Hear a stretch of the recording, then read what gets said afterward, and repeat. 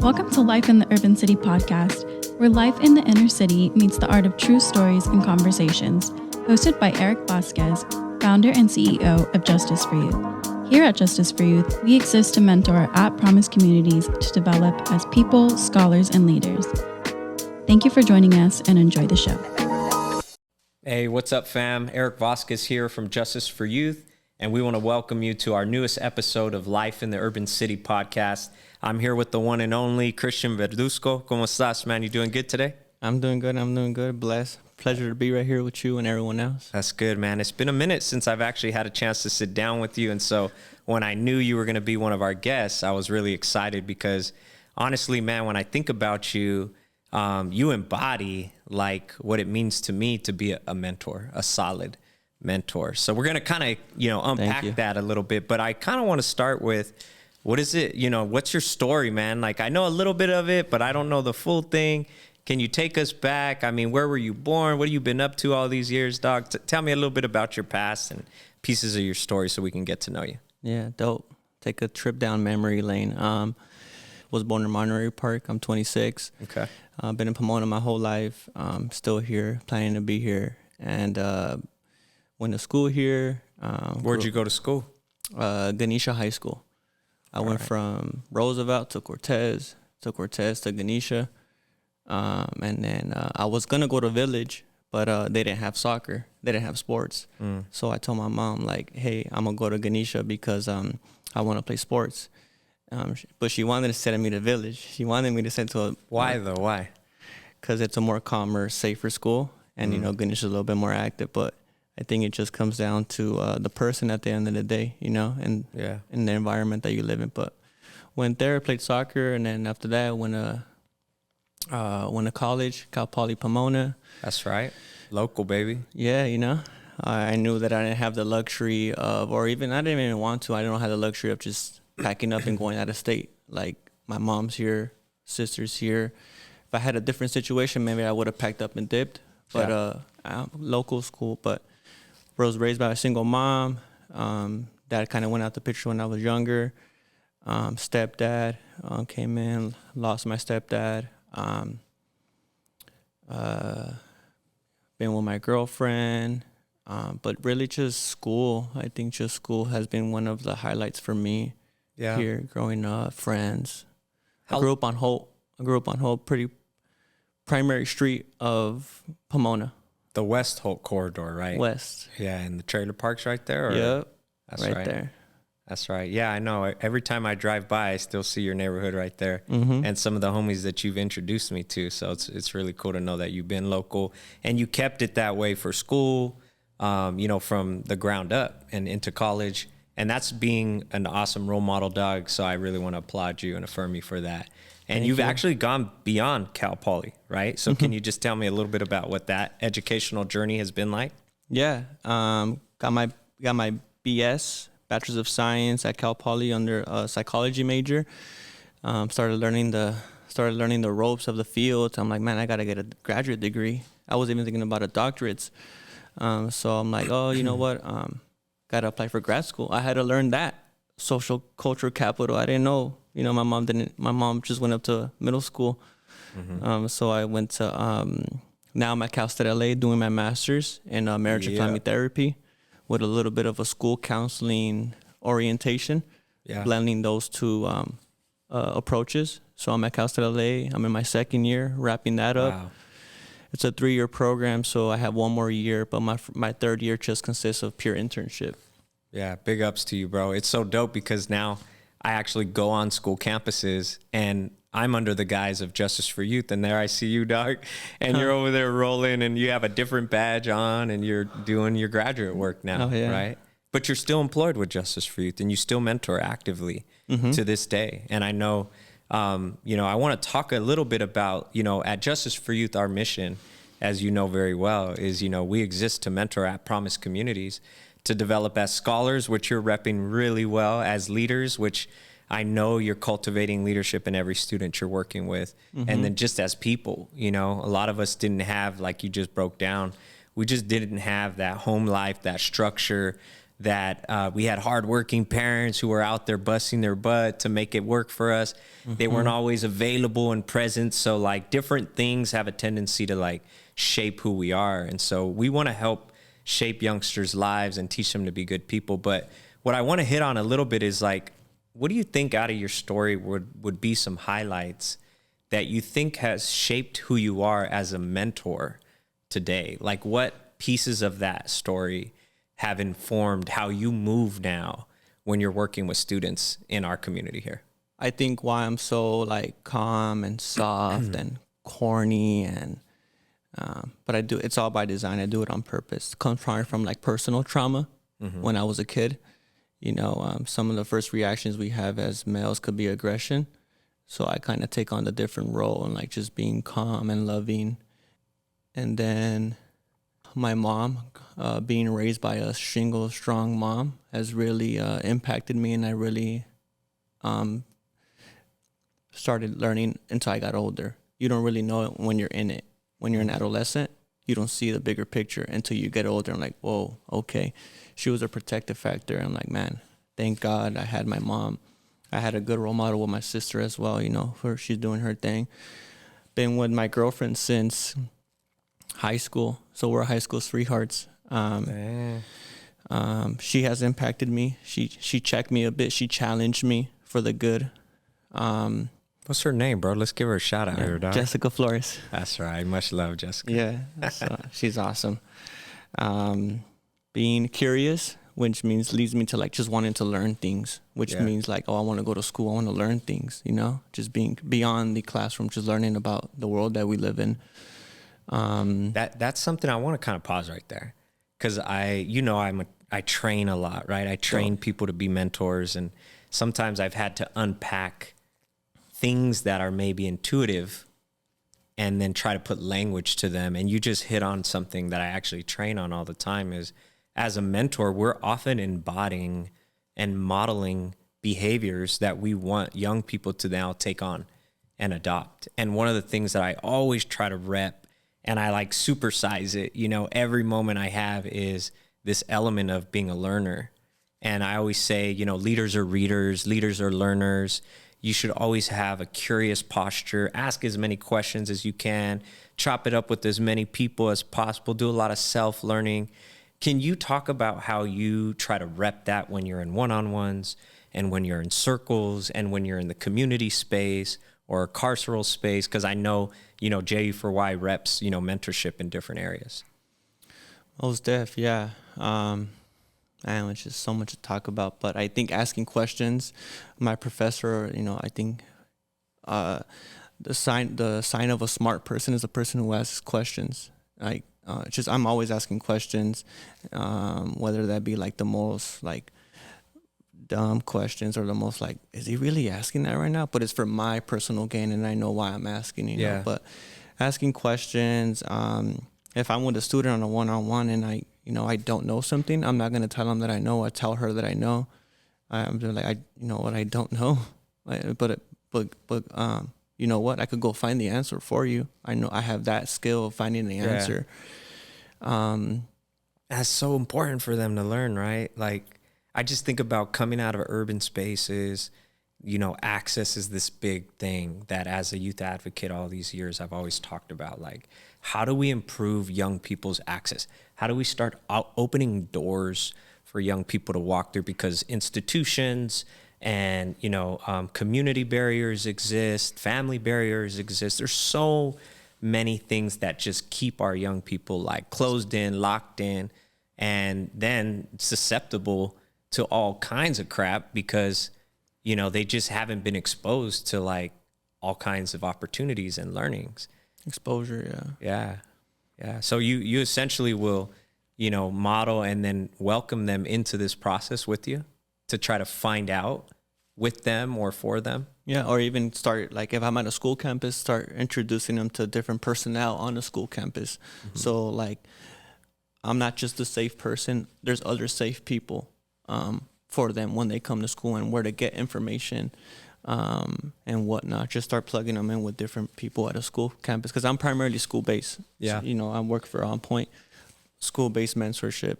I know there's different approaches in JU4Y, but I just happen to be at a school. And when you work at a school, it's a village.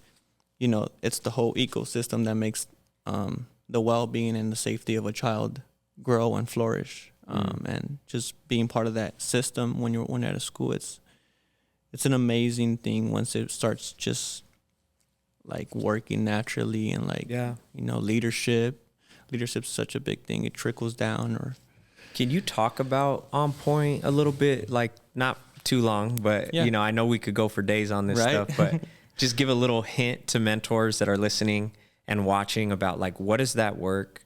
And then can you then maybe hit on some advice that you'd give just any young youth worker that wants to do an element of campus work to impact youth? Like, what would be some tips and some advice you'd give that person? Yeah. Well, On Point, you know, campus-based mentorship, school-based mentorship, you know, we're the ones who pull you out of class. This is what I tell students later. I'm the one who pulls you out of class. You know, I want to check in with you. Yeah. You know, I want to, you know, for about 15 minutes, you know, say hello, how you doing? And I'll send you back, you know. Or, you know, if I want to run a circle, I'll run a circle with a group of boys, group of girls, you know, and chop it up about different curriculum, leadership curriculum. So, you know, our 3 facets, you know, as I was taught by you, you know, you got the one-on-ones, you got running group for about 35 minutes, and you also have in-class support. Obviously, we focus on academics, but the real bread and butter is like mentorship. Like, you know, you start with the child first, and then hopefully that impacts academics, that impacts relationship, that impacts family, home, community, that impacts making choices. But it starts with the relationship and just wanting the best for this child. Because I'm not a tutor, I'm more of a mentor. I'm a mentor that hopefully impacts academics, hopefully impacts all that, because you can't learn when you're over here suffering. Yeah. I run a group. I meet them one-on-one, or I'm inside their class modeling, and during school hours. Yeah.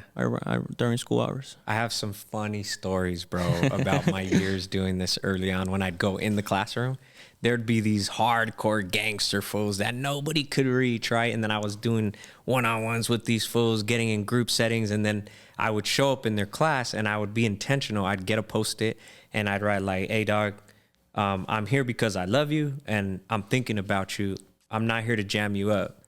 So just pay attention," you know? And then I'd stick it on their desk, and then I'd roam in the classroom, and just, you know, like a teacher would, I'm looking over the shoulder of these kids, but I'd eventually purposely make my way back, and then I'd get in there. I'll be like, "Hey, dog, why are you the only fool that don't have nothing out?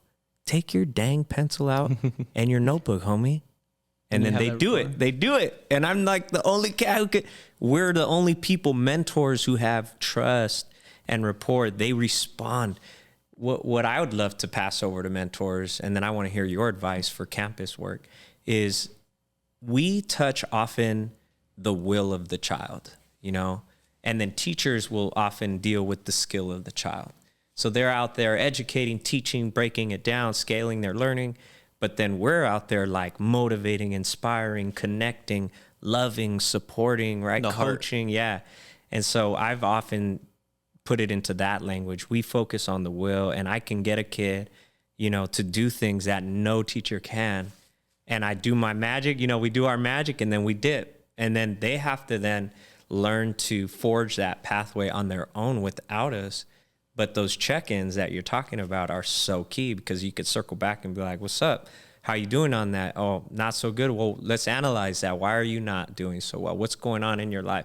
Okay, this is what's happening. Okay, how do we build, you know, some structure and some responses that are healthy to these things?" And man, I have heard the most wretched, horrendous stories of suffering, dog, and you know this, in those one-on-ones and in those circles that have forever shaped my life as a person. And there's something so beautiful and special about sharing those moments with students that you just can't get anywhere else, you know? We get invited. Yeah, talk about that a little bit. You know how like, let me invite you? Nah. You got it twisted. My professor said that, and I have little quotes from my professors, you know. We get invited into their lives. It's not the other way around. Like, I'm inviting you. Like, I'm a mentor. You're the mentee. I'm inviting you with me. No. I get invited, and it's a very sacred, personal thing. So don't take it for granted. You know, when you sit down and you share those stories, we're the ones invited to their homes. We're the ones invited to their lives, to their personal history. You know, so can you tell me maybe one sacred moment that has forever changed you while you were in a circle or in a one-on-one on a campus? Yeah, I could maybe share one then, and that may spark your memory. So I'll never forget. I got called to this school.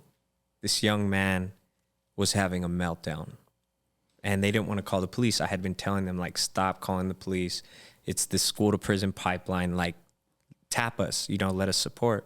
So they call me. I rush over there, and I'm in a one-on-one setting in a principal's office, and this boy is just melting down. He's literally banging his head against the wall. There's literal blood all over the room, and he's destroyed the classroom. He's broken the computers of the principal. He's thrown all the papers and books on the floor. He's hyperventilating, and I'm like, hey, chill out. I'm trying to be calm in the midst of the chaos, and I'm like, breathe, dog, breathe. He finally kind of calms down, and I go, what's going on, fool? What's going on? And from the pit of his stomach, bro, I kid you not, he just cried out, my father, and then just broke down. And then I try to embrace him. In that moment, it just broke me, bro. And he like pushed me off violently. And then I just chill, dog, chill. And I went to embrace him again. Finally, he let me hug him.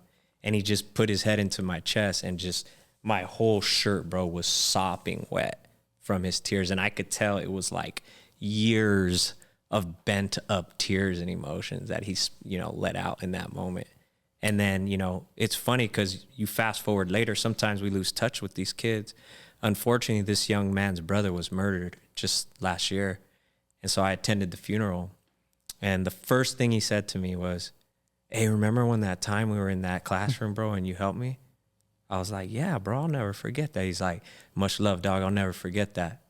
You know? And so that connection is like for life, dog. It does spark something right now. I thought it would. Shout out to that young man, man. Yeah. I love you, dog. I know you might be watching. Mm-hmm. I think I have a couple like that, but this one's a little bit more on like the emotional side. Like this student, you know, he was going through stuff with his girlfriend, and one day he walked over to my classroom, and he just like, we started talking, and he wanted to talk to somebody, and he just started opening up like he really likes this girl, like he loves this girl, you know. And I just sat there and heard him out. And like he started breaking down because he didn't want it to end. He was a sophomore now. He's a junior. Like he really liked this girl, and he just started breaking down. And he really just, you know, bawled out in front of me, you know, like the typical, like, you know, like, oh, I have to be tough. Like, nah, man, he should just let it all out. And like when I sat there and just listened to him and his story, and I highlighted all his strength, and ever since that point, I felt it was never openly shared and spoken, but I felt that our relationship grew from that point when I just was there to not judge him. Yeah, that just pinnacle moment. Yeah, and then he's doing great now. He's doing awesome, and you know, hopefully he could just keep going. But it's so funny too, because like us adults will downplay, like, oh, it's not that big of a deal. It's their world, it's bro. their world. Like those relationships matter the most. I know you study this, but in psychology and in just, you know, development, young people in their middle school and high school years begin to detach from their parents and their family. And now they were once the most important relationships, but now their social network, their peer network becomes the most, you know, priority relationships for a season. And then later it reverts back, right? Yeah. Hopefully, if they have some loving relationships, those people aren't so prominent. And then it goes back to the solid ones who have been there for so long, right? Moms, pops, whatever, you know, brother, sister. So I think that's so dope that you shared that story, because it reminds mentors like what they're sharing about these youngsters is very important, and we should listen intently with no judgment and a lot of compassion. Yeah, and while they're going through that time, parents, I think, kind of lose the sight of touch when they're kids, hugging and kissing and showing like love because they're growing physically. But I think we still have to. They need that. Yeah. They still need it, even though they're young teenagers. Even though they're hanging out with friends and whatnot.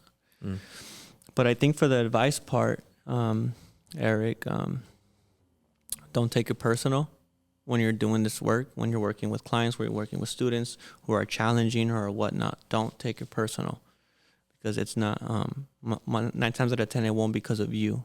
They're pushing you off because it's you. Like, no, because there's just so much going on in your lives at times. Or, but, don't take it personal. Stay consistent, keep faith, keep hope, even in the most hopeless times, in the darkest times.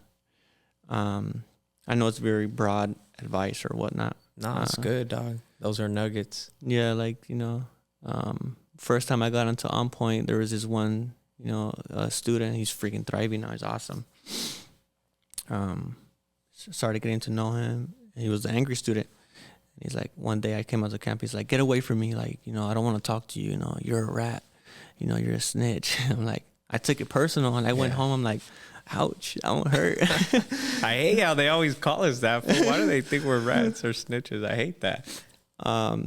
Which leads me to the other point. And I'm like, all right. But I'm like, my supervisor, Deanna, like, don't take it personal, Chris. I'm like, oh yeah, So I'm like, all right, I'm gonna win this dude. And I kind of like, about him and this group of friends, a peak, so just to let them know how I move. Like, I'm not an admin and I'm not a teacher. And that goes to my other piece of advice.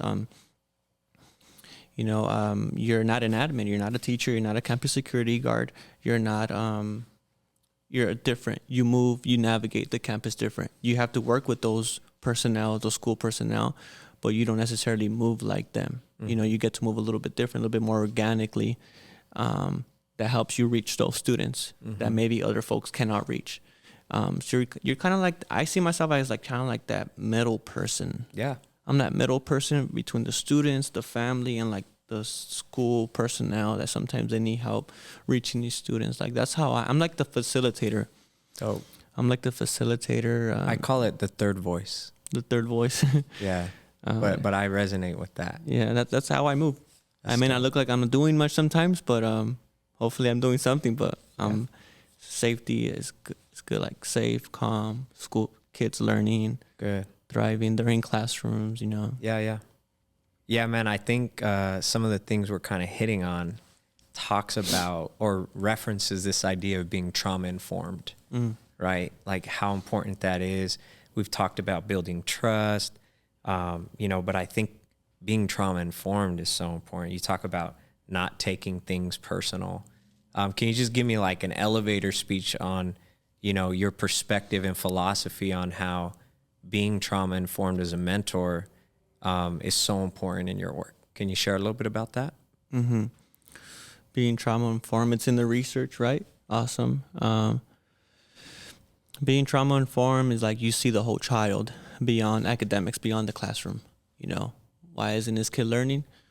Well, maybe because he's sleeping on the floor. Why is this kid like cussing at me? Maybe because this is happening. You really go down to like the root of it, not just the overt behavior that we see. Behavior is communication. Behavior is communication. So you being trauma informed, like you just see students and youngsters and young children and even adults.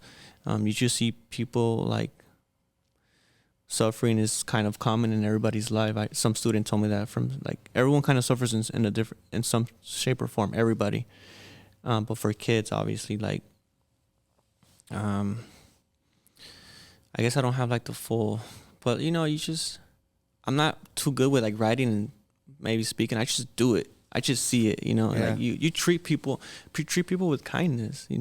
Like just treat people with kindness. That's all we ask for. No matter who you are, just treat people with kindness. And these kids, like, and one thing I want to say about trauma informed is that you rub it off on other people. Like as a school leader, like mentors are school leaders. We're part of the leadership. We're part of the school.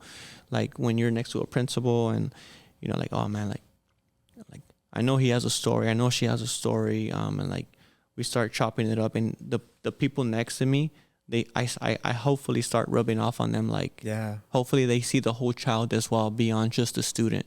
Yeah. And they know that when I'm on campus or when I'm talking to a student, that it's for the best interest or for well-being. Like, Yeah. hopefully now they become now the effect spreads, like they become trauma informed. The principals become trauma informed, and then it's a beautiful effect. And that's that restorative, that restorative practice, that restorative rhythm. We're catalysts for change. We're influencers. We're disruptors on campus in a good way, right? And so I love that you bring that up. And being trauma informed is a lifestyle, right? Especially in the urban inner city. Like everywhere you go, any person you're going to bump into, we all have our story. We all have our trauma. And when we move like that, we bring forth a peace, a calm, an ability to create a space that people can heal. But I want to end with this because I think that I've often thought about this in your life, because you reference a lot of people that have been so impactful. But, you know, being a mentor, I think good mentors can mentor because they've been mentored. And so can you maybe give me like your top 3 mentors who have just influenced you in a way that has changed your life?